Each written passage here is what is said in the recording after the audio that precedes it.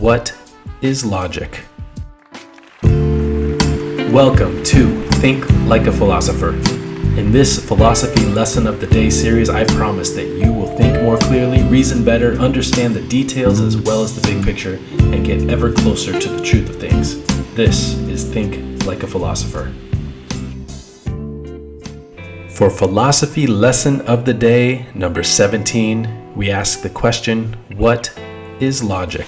To answer this question, we open the book on Aristotle, fifth book in my series, Think Like a Philosopher. We start on page 11, Aristotle's Search for Truth. Aristotle, being obsessed with unity, also wanted a unified way to find truth. He thought, when ideas conform to reality, you have truth. When ideas do not conform to reality, you have error. This principle can be applied to any subject like physics, politics, or ethics. Think about it. 1 + 1 is 2. This is where an idea conforms to reality. 1 + 1 is 27. This is where an idea does not conform to reality. Aristotle stumbles on logic. With this line of thinking, Aristotle had stumbled on logic. He didn't invent logic.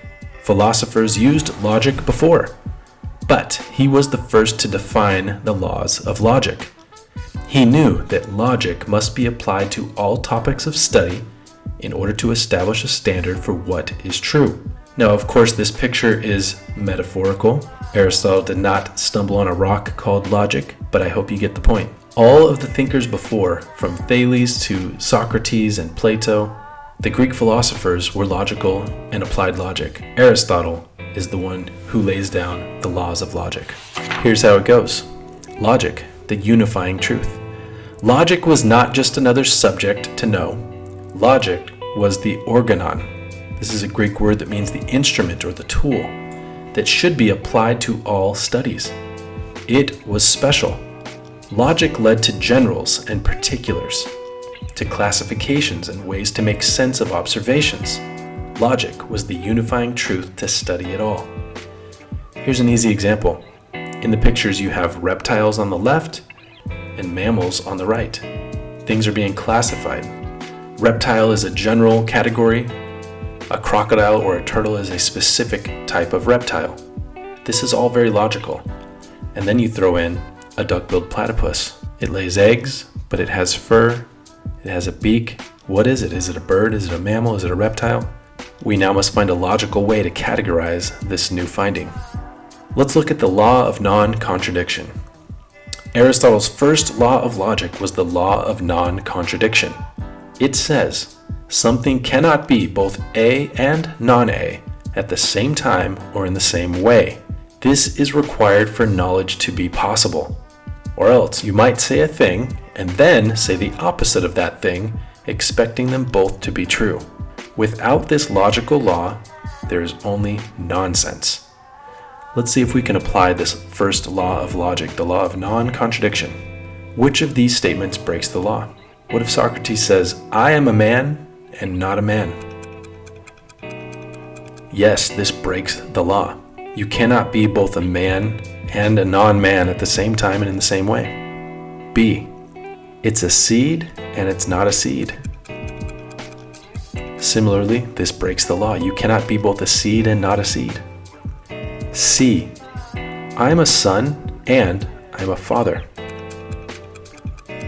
You see, this does not break the law because it's not proclaiming that you're a son and not a son. It's saying you're a son and you're a father, because in the definition, you cannot be both A and non-A at the same time or in the same way. So this is not in the same way. You're a son to your father, and you're a father to your son or daughter. How about D? It was a seed, but is now a tree. This also does not break the law, because it's not at the same time. You could be a seed, and then later, you're no longer a seed because you've grown into a tree. E, I'm married and not married.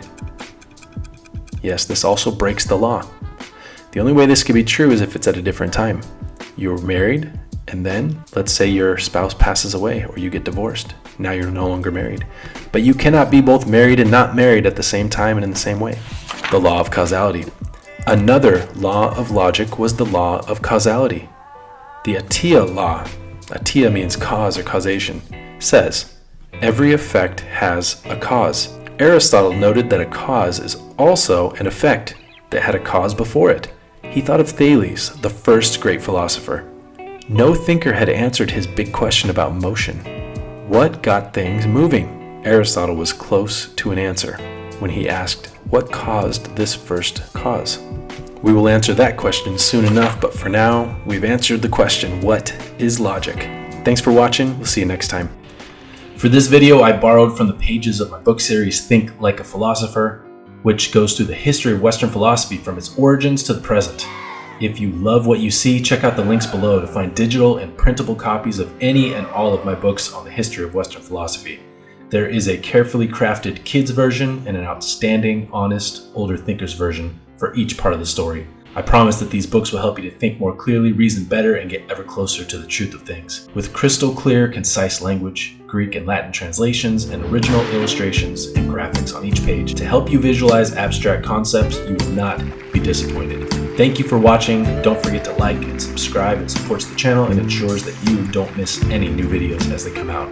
See you next time.